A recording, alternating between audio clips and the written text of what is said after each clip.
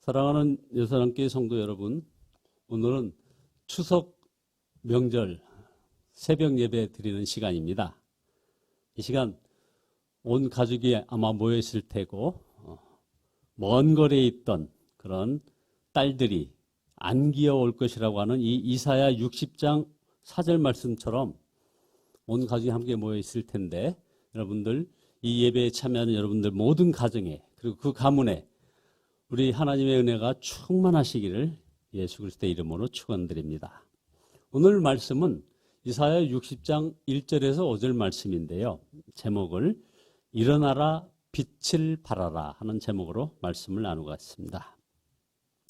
많은 성도들이 이사야서를 참 좋아합니다. 구약 성경 중에 저도 이사야서를 특별히 좋아하고 애독합니다. 이유는 바로 이 이사야서에는 준엄한 심판이 예언되어 있는가 하면 또 자연스러운 우리 하나님의 패턴 있죠. 하나님의 용서와 사랑이 나오고요. 그 다음에 속죄와 구원이 아주 명확하게 약속되어 있기 때문입니다. 그래서 이사야서를 읽다 보면 아주 공격적이고 정죄가 많은 그런 기사들 때문에 사실 많은 분들이 두려워하는 성경이기도 합니다.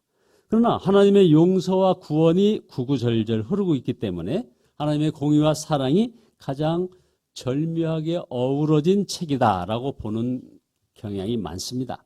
그래서 신학자들은 이사야서 40장과 60장을 구약 속의 신약 이렇게 부르죠. 이유는 주된 기사 내용이 하나님과 이스라엘 민족 간에 깨어졌던 관계가 회복된다는 것, 그리고 구원받은 사람이 받은 복에 대하여 예언하고 있기 때문입니다. 그 가운데 60장에서 62장은 이스라엘의 영광스러운 회복을 예언하고 있고, 그 구원과 회복은 메시아를 통해 성취된다는 것을 강조하고 있습니다. 특별히 우리는 이사야 60장 1절에서 5절을 주목해야 합니다.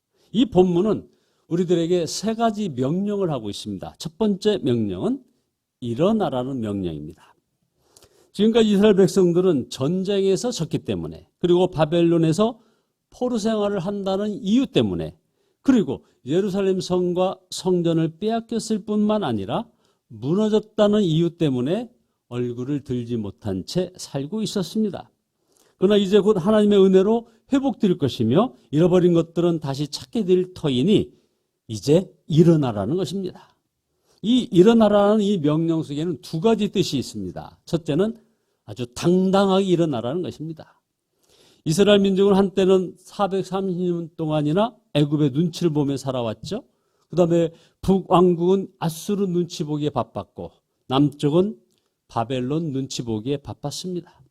그리고 그들 민족 안에 한때는 친애굽파, 친아수르파, 친바벨론파로 국론이 분열된 적이 있었습니다. 그러나 본문의 교훈은 이제 그런 시대는 지났다. 그러니 일어나라. 일어나서 당당하게 살아라 하는 것입니다. 그것은 애굽이나 아수르나 바벨론 같은 주변 강대국들이 그들을 도와주기 때문이 아니라는 겁니다. 하나님께서 그들을 도우시고 함께 하시기 때문이라는 것이죠. 누가복음 8장 40절에 보면 그 당시 회당 관리 책임을 맡고 있던 야이로라는 사람의 딸이 중병으로 죽어가고 있었습니다. 12살 난 딸의 죽어가는 모습을 보다 못한 이 야이로가 찾아와 살려달라고 예수님의 발 앞에 엎드려 간청하는 장면이 나옵니다. 전후 사정 얘기를 들으신 예수님이 그와 함께 집으로 가고 있었습니다. 그런데 회당장 집에서 사람들이 마주 오더니 당신의 딸이 죽었소이다. 예수 선생을 더 이상 괴롭게 할 필요가 없게 되었소이다 라고 말했습니다. 여러분, 바로 그 다음이 중요합니다. 우리 예수님이 이렇게 말씀하십니다. 두려워 말고 믿기만 하라. 그리하면 딸이 구원을 얻으리라고 말씀하신 후에 계속해서 그 집으로 가셨습니다. 그리고 숨 끊어진 12살 난 아이의 손을 잡고 이렇게 명령을 하십니다. 아이야, 일어나라. 누가복음 8장 55절을 보면 그 영이 돌아와 아이가 곧 일어나거늘 예수께서 먹을 것을 주라 명하시니라 라고 했습니다. 보십시오. 죽은 자라도, 숨이 끊어진 자라도, 영이 떠난 자라도 우리 주님이 일어나라고 명령하시면 살아났고 일어났습니다.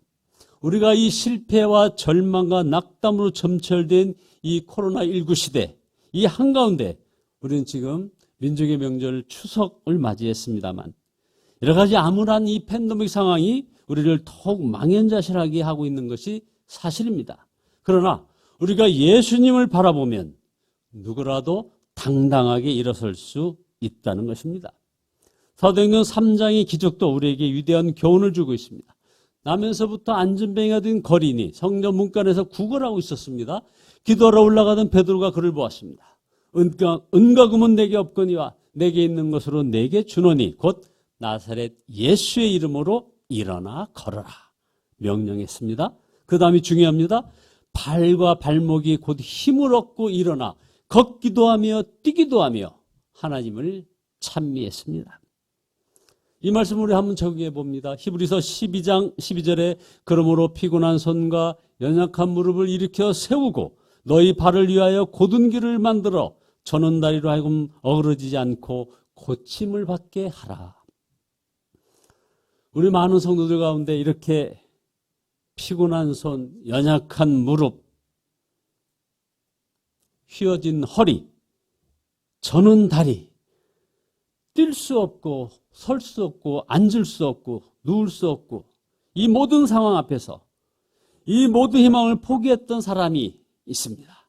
병원도 포기했고 의사도 포기했고 가족도 포기했고 중요한 것 본인도 포기했습니다. 그러나 하나님은 그를 포기하지 않고 계셨습니다. 그래서 그가 예수 이름을 의지했을 때 주의 권능을 온전히 믿었을 때 일평생 묶은 이런 절망과 포기를 떨쳐버리고 일어설 수 있었던 것입니다. 여러분, 예수님을 바라보고 일어섭시다. 예수님 바라보고 당당하게 일합시다.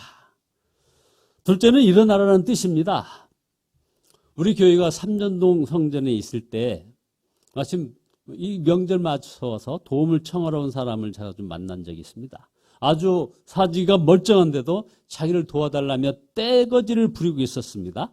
그래서 이런저런 얘기를 하다가 오늘 5,000원 받아가겠느냐 아니면 일주일 후에 다시 와서 10,000원을 받아가겠느냐고 물었더니 오늘 5,000원 받아가겠다는 겁니다. 그 이유를 물었더니 그 대답은 일주일 뒤엔 일을 어떻게 믿느냐는 것이었습니다. 그의 대답은 오늘 현찰이 더 좋다는 것입니다. 여러분, 좋은 일은 오늘 지금 해야 합니다. 위대한 결단은 지금 해야 합니다. 오늘은 항상 오늘이지만 내일은 영원히 내일이기 때문입니다. 그래서 고린도후서 6장 2절에서 보라 지금은 은혜 받을 만한 때요 보라 지금은 구원의 날이로다 했습니다. 은혜도 지금 받아야 하고 구원도 지금 받아야 된다는 것입니다. 남양주 별내에서 목회하는 제 동생 목사님 교회에서 일어난 일을 좀 소개해 올리겠습니다. 어떤 집사님이 긴급 기도 소원을 몇 가지 적어낸 후에 기도 요청을 했다는 겁니다. 그 소원 가운데 매월 11조 1천만 원 할 수 있게 해달라는 게 들어있었다는 거죠. 동생 목사는 그에게 1,000만 원 11조는 훗날 일이니 1,000만 원 11조만 하게 해달라고 매달리지 말고 지금 당장 10의 2조, 10의 3조 하는 훈련을 시작하라고 권면했다는 거죠. 이유는 10의 2조나 3조를 하는 훈련을 하는 사람이라야 1,000만 원 11조 할 믿음이 생기기 때문이라는 그런 말입니다. 우리네 습관이나 버릇은 10년 후에 1,000만 원 11조 하겠다면서 오늘은 아무것도 안 합니다. 그러나 지금 당장 무엇이든 결단하고 하는 사람이 바로 큰 일도 할 수 있는 것이죠. 390장 찬송은 듀필드가 가사를 짓고 웹이 곡을 붙인 찬송입니다. 십자가 군병들아 주위에 일어나라는 그런 찬송이죠. 지금 당장 당당하게 일어나 주위에 일을 하자는 것입니다. 절망, 포기, 패배, 좌절을 떨쳐버리고 일어서는 것입니다. 자, 둘째로 빛을 발하라는 명령입니다. 여러분, 빛이 무엇인가는 요한복음 1장에서 잘 설명해 줍니다. 9절에 보면은 예수님은 참빛, 곧 세상에 와서 각 사람을 비추는 빛이라고 했습니다. 그리고 요한복음 9장 5절에는 내가 세상에 있는 동안에는 세상의 빛이다라고 하셨습니다. 이 이사야는 우리가 일어나 할 일은 빛을 발하는 것이라고 했습니다. 여러분, 나는 홀로 빛을 발할 수가 없습니다. 왜 그럴까요? 나는 빛이 아니기 때문입니다. 빛을 발하라는 것은 빛 대신 예수를 전하고 그 빛을 발하라는 것입니다. 우리가 봉화를 태우고 폭죽을 터뜨리고 수십 개의 조명등을 밝히는 것이 빛을 발하는 것이 아닙니다. 하루하루 내 가정에서, 직장에서, 일터에서 그리스도인으로서 빛을 발하며 사는 것, 이것이 바로 빛을 밝히는 것입니다. 작은 불빛이 모이면 횃불이 되고 작은 전등이 모여서 이렇게 우리 예수사랑교회 본당을 밝히듯이 우리 한 사람 한 사람이 빛이 된다면 이 어두운 세상은 밝은 세상이 될 것입니다. 일어나 빛을 발합시다. 마지막으로 세 번째, 내 눈을 들어 사면을 보라는 명령입니다.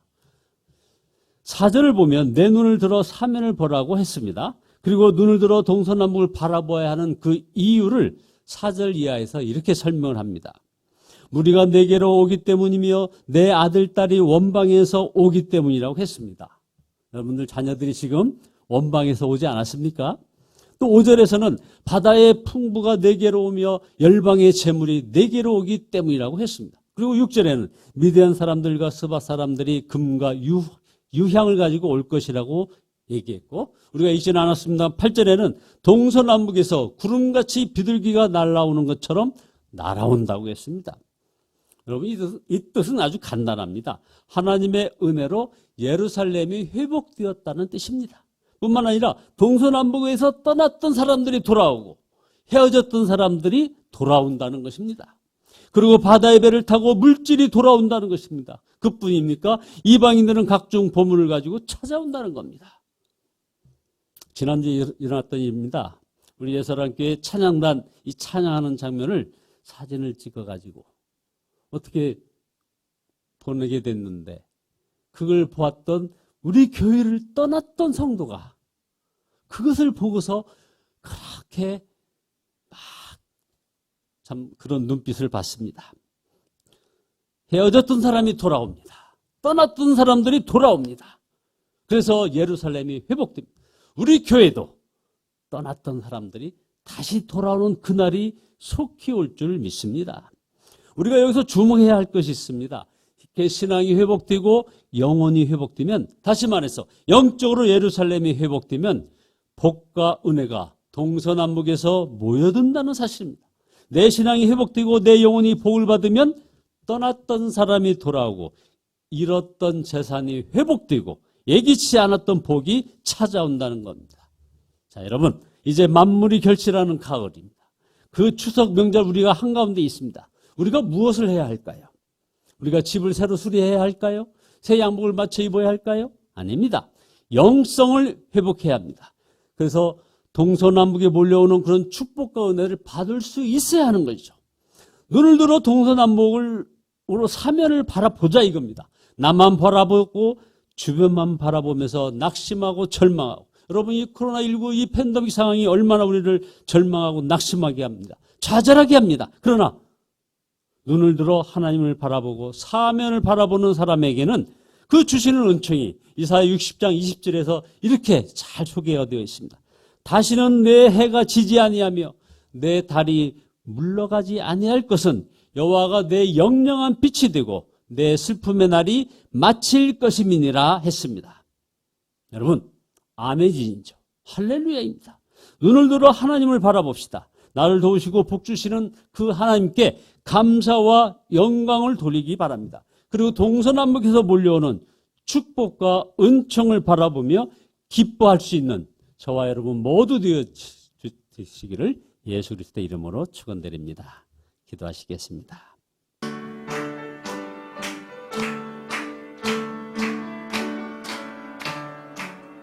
내 주 하나님 넓고 큰 은혜는 저 큰 바다보다 깊다. 너 곧 닷줄을 끌어 깊은 대로 저 한가운데 가보라.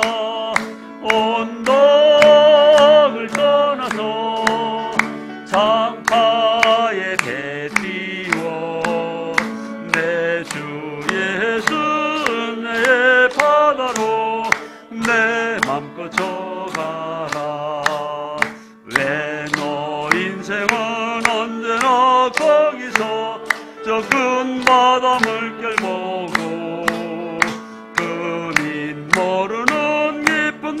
약속을 한 번에 하려 한번아 언덕을 떠나서 장파의 배 띄워 내 주 예수 내 바다로 내 맘껏 정하라. 많은 사람이 얕은 물가에서 저 큰 바다 가려다가 찰싹거리는 작은 파도 보고 마음 약하여 못 가네. 언덕을 떠나서 장파의 배 띄워 내 주 예수 은혜의 바다로 내 맘껏 저가라. 자 곧 가거라 이제 곧 가거라 저 큰 은혜 바다 향해. 자 곧 내 너를 저 깊은 데로 가라. 망망한 바다로 언덕을 떠나서 장파의 배 띄워 내 주 예수 은혜 바다로 내 맘껏